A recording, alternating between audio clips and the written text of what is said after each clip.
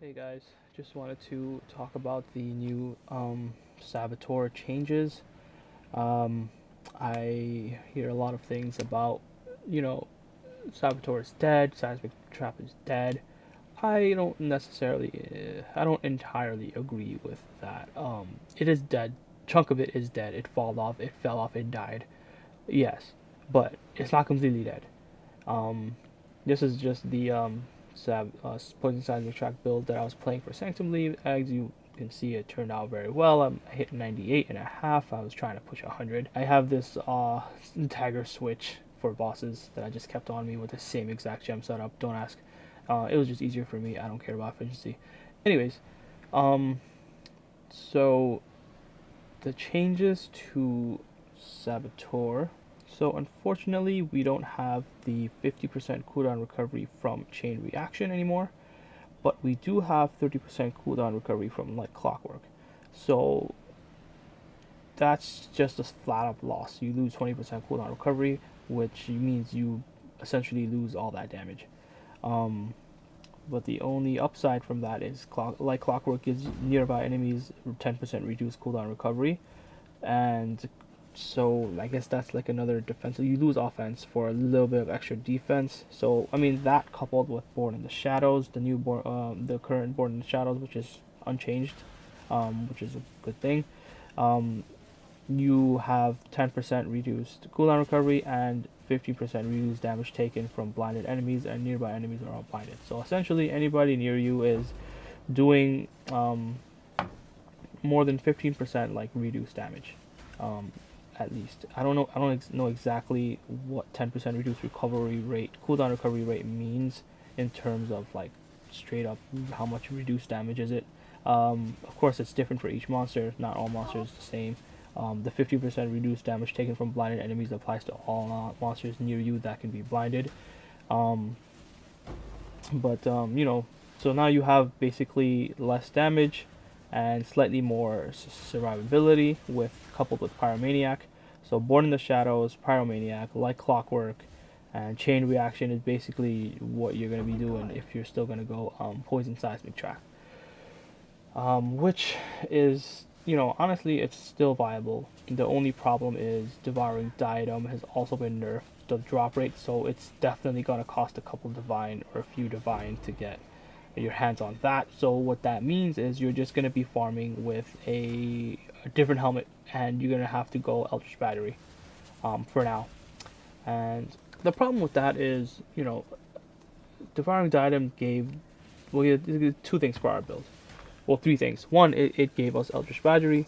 Two, it gave us mana reservation efficiency for any of the socketed gems, which is amazing, because that allowed us to socket more gems or like more powerful auras, and it also gave us focus, which was a huge DPS boost. Um, so without that, you're gonna lose out on that reservation efficiency, which means you're gonna have to swap your auras. You're gonna lose out on the focus DPS, and you're gonna have to spec into Eldritch Battery until you can get this, of course. And that was always the case with Poison Seismic Trap. You would have to eventually get your hands on the Devouring Diadem, but the difference is in the past, Devouring Diadem is like much cheaper. It's very easy to get your hands on that compared to now in 3.21. It's gonna be much harder to get this item, this helmet. Especially if your soul is self-found, which is very unfortunate. So until you can get that, you're gonna have to roll with like whatever you get. Um, Other than that, the gear-wise, everything else is the same. You get a Ming's Heart eventually. You get suppression on your gear. You roll with obliteration for mapping. You switch to cold iron point for like heavy bosses, and it's like essentially the same. Other than that. Alright, so here is the original Seismic Trap tree, which I've been rolling with. As you can see, with the Skitterbots reservation efficiency, um, your Grace reservation efficiency, coupled with your Devouring Diadems reservation efficiency, you're able to run your core aura setup, Heralds of Agony, Grace, Determination, Skitterbots, leaving you with 8% unreserved mana. Then I have this, just my just like a whatever jewel, and my Watcher's Eye, which gives my malevolence more damage, which is amazing. The old tree was beautiful. This was 20% increased effective withered. The new tree, it's changed basically. 35% increased effective withered now becomes 20%. So that basically moved there, and you just lose 20%, 35%. This is amazing. 55% wither. You lose that 35% wither, which is like a lot of damage lost because of that mastery. I mean, it kind of sucks to go through that, but that's just how you're gonna have to play now. Um, so with the old tree, 36 million DPS, I've definitely hit the dot cap. I definitely do way more than that because I'm not even applying the focus or or is it the wither stacks. Um, but it's crazy how much damage this build does. It's amazing. Basically, I mean, this is basically tripolar bears, seismic trap, poison seismic trap built. Um, and so with the new converted tree, I've managed to go back up to 30. I managed to hit the dot cap again, but and I've actually managed to get more life. So I just want to show you something. So this ascendancy, the old ascendancy wheel, um, you lose your chain reaction. It becomes this.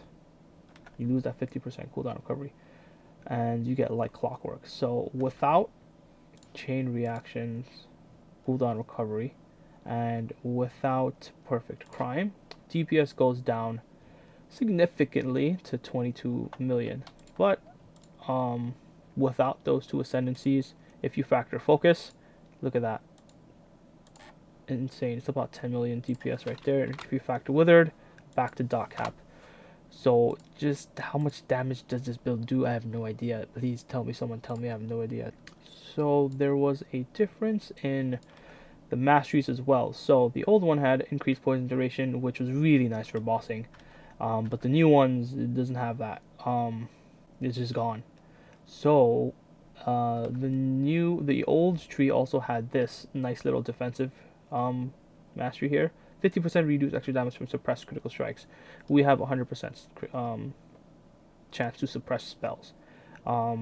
So basically, we're suppressing all critical strikes from spells, which gives nice defense barrier. But the new poison mastery is amazing because enemies poisoned by you can't deal critical strikes. You don't even need to suppress their damage. And this is not spell suppression. This is all enemies poisoned. So with attacks as well. So neither attacks nor spells can crit you, which is beautiful because you'll never take crit damage to anyone that can get poisoned, which is amazing. Other than that, the masteries are mostly the same except for this one. 20% increased effective withered, of course, moved here, and it's completely gone from here. So instead, you will take 5% chance when you inflict wither to inflict up to 15 wither debuffs instead. I mean, there's not much else you can get. Wait, actually, this is you can get this as well. Deals 10% more chaos damage to enemies which have energy shield, and actually this is better. This is better. This is better than the 5% chance because all of your bosses, your pinnacle bosses, your big boy bosses will have energy shield. So this is just more chaos damage. It's beautiful. You lost the skitterbots. The sapper moved here, and it's not worth like getting any of those masteries, and it's not worth getting any of these masteries. So you've freed up a lot of space. You can spec into Eldritch Battery. If you wanted to run more life, you can get more life. The difference that the reservation issue caused is that you can't run Determination and Grace at the same time. However, because you don't have that reservation, so you have to take off one or the other. I chose to take off Determination because honestly you don't need both.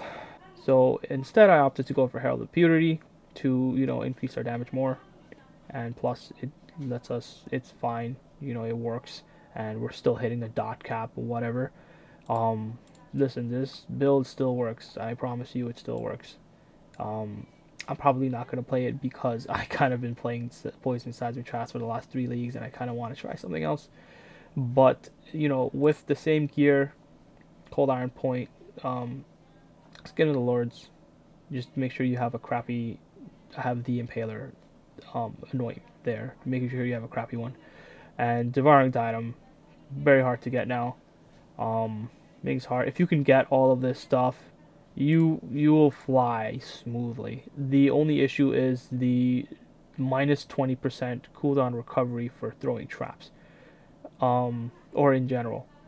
So you're not going to be able to have as comfortable uptime in your seismic trap as you had before on your bosses. You're going to have less seismic traps up at any one given time comparatively. So it's not going to feel as great, but it's still going to be very, very, very powerful, especially with the new Crucible stuff I saw in the weapons. You know, it's all weapons based. If you wanted to add more cooldown recovery, your Crucible weapons can possibly have that, as you may have heard from the leaks. So yeah, all in all, Poison Seismic Trap still very good, still amazing. It's just a lot of hate for it, but it's okay.